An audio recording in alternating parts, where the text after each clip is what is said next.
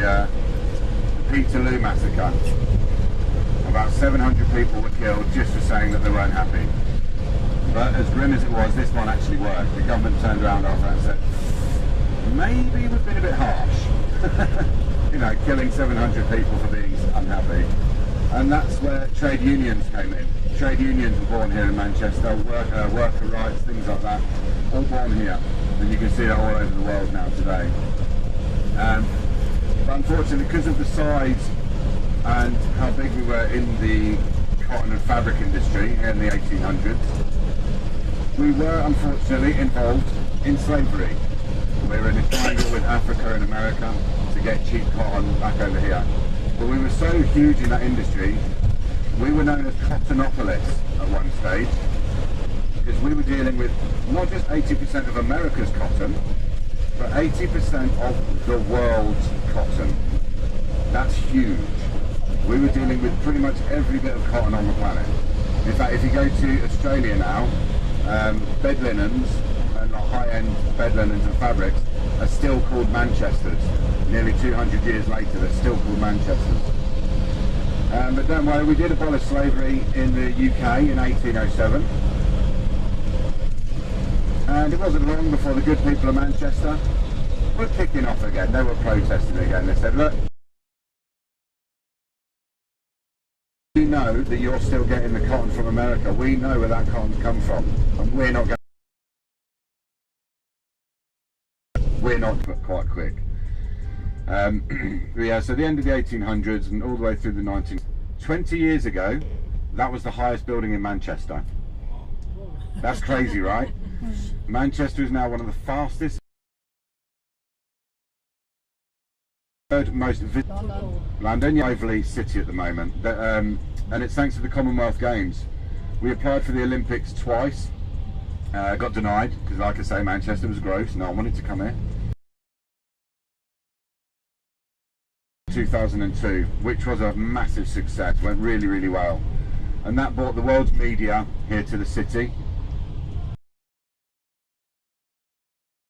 Money, a lot of investors, and they saw potential in our little grey city, and they have thrown billions and billions of pounds at the city in the last 20 years, hence the big shiny buildings. And it's booming. Manchester is, I'd probably say, like the hot spot of UK at the moment. You've picked a really, really, really good time to come and visit, but it is growing quickly. So most of you are here for at least another day or two, right? Take some pictures while you can, because chances are if you come back in 10 years, Manchester will look completely different, especially some of the older buildings. But it's absolutely buzzing at the moment. Very, very exciting place. There's a lot of youth here as well. We get 45,000 new students a year with the colleges and the universities. It's a very friendly place. It's a very, very fun, friendly place. I'm from the south. I'm not from Manchester, so I'm not allowed to call myself a Mancunian yet. I haven't got my visa just yet. But I have moved up here, and I've absolutely fallen in love with the place. I only moved here about 6 months ago, and I've absolutely fallen in love with it. I wanted to move to Cornwall, and my partner wanted to move to Manchester. So we compromised and moved to Manchester, like we do. But now I've absolutely fallen in love with the place. I hate to admit it, but the Mancunian people are so much more friendly than the people down south. And I hate to admit it because I'm from the south. I was born just outside of London. And I'm one of the weirdos. I wave at strangers, I try for one, I've taken to it quite nicely. Everybody's friendly, even the rough sleepers, even the homeless guys, they'll ask you for change, and if you're like, oh, I'm really sorry, but and dance like nobody's watching, because instead of people leaning against the bar watching everybody, it's really, you know, she's one of my favourite people. She was leader of the suffragettes here in the UK in the early 1900s, and they were a political kid, the baby. What? Not the one you're thinking of. Humans have been doing that for a while, quite successfully. He invented the first computer with a memory, and he called it the baby. I don't know why, but he called it the baby. So we've all got gadgets and phones in our pockets and bags, right? I know we do. It's all thanks to Alan, really. He essentially started the technology drive, the technology boom. by creating this computer with a memory. And he was from Manchester. But it's in The Imitation Game. Yes. Yeah, fantastic film. If you haven't watched it, it's all about Alan Turing. Brilliant film. But yeah, sad end to his life though, because he was gay, he was a homosexual, and in the early 1900s, that was illegal, believe it or not. Wild, I know. But the government found out and they gave Alan two options, either imprisonment or chemical castration. He went for the second option, believe it or not, so he could stay with his boyfriend. Quite a romantic as well, fortunately, and he died not long after. Found cyanide in an apple that he'd half eaten. Whether it leaked into his apple from an experiment, he was experimenting with cyanide at the time. So they don't know if it leaked in from a nearby experiment or whether he actually put it in the apple himself to commit suicide. It's a very, very, very sad end to such a wonderful man's life. Good old British government though, they pardoned Alan for being gay 30 years after he died. What good is that to anybody? But at least they did it eventually, I suppose. But yeah, good old British government, eh? But yeah, some wonderful, wonderful people from Manchester. Who, has anybody got a Rolls Royce? No, not yet. Not yet. That's the right answer. Well, Rolls Royce was created here in Manchester, 1904, by Charles Rolls and Henry Royce. By the way, Charles Rolls is an incredibly hard name to pronounce. Try it now, Charles Rolls. See? It's hard, right? Maybe it's just me. But they sat down. One was a car salesman, the other one was an engineer. And they sat down and the architecture course I have. Yeah, the John Rylands Library, the interior of it is what they based Hogwarts on. The staircase, and there's a little round room that they based Dumbledore's office on. They didn't film it there, but they designed the interior of Hogwarts off of that. So quite interesting as well. But John Rylands himself was an interesting chap. He was Manchester's first multi-millionaire. He was one of these industrialists. He was a mill owner, so he made a lot of money. And he was a big one for free education. It's the early 1900s. If you weren't from a regal family or had loads of money, you wouldn't have been educated. That was it, simple as that. Poor people didn't get educated. And he wanted to change this. He had a few movements that he tried and he got sort of shut down each term. And it wasn't until he passed away, he obviously left his wife quite a wedge of money. And with that, she actually had the John Rylands Library built permission for free to the public. And it is still free today.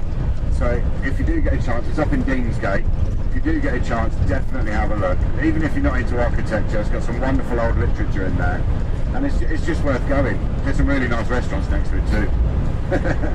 But yeah, some wonderful, wonderful places here. We've got Media City. Anybody like computer games? No, we're all adults. I still do. But most of the computer games are now made here in Manchester. Media City, a lot of movies are now filmed and created here. We've got BBC, ITV, Google, Apple, all the big media names are now stationed in Manchester as well. We've got the indoor ski slope, we've got the football museums, we've got the Manchester Museum, the Industrial Museum. There's loads going on here. We've also got the football grounds. Have we got any football fans on board? No? Hey, happy days. I'm also not a football fan. But it's odd. I will say this. We get people from all over the planet on these buses. And there's always at least... It's like a global franchise now. Although recently I've been finding that more and more people are starting to support Man City from across the world as well. So maybe it's just a Manchester thing. I don't know. Like I say, I'm not a football fan. I prefer live music and extreme sports. The more dangerous, the better for me. Anything that involves extreme gravity, I'm all about it. But yeah, some really, really cool things in Manchester. There's a lot to do here, a lot to see. During the Depression, a lot of music has come out of Manchester. Does anybody know any Mancunian bands or singers? Yeah, Oasis. Simply Oasis, yeah. The Smiths, yeah.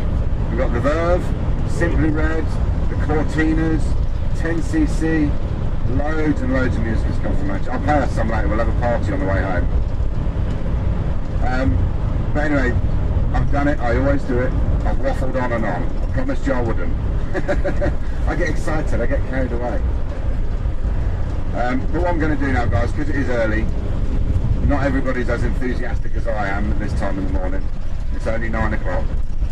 So I'm just going to put that music back on for a while. I'll let you guys wake up in your own time, let you chill out, I'll let you enjoy the views of the M6, because it is a lovely motorway. But I'm just going to run you through a quick itinerary of what we're going to do today, if that's okay with you.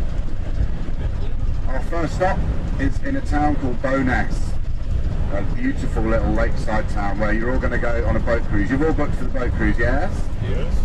Excellent.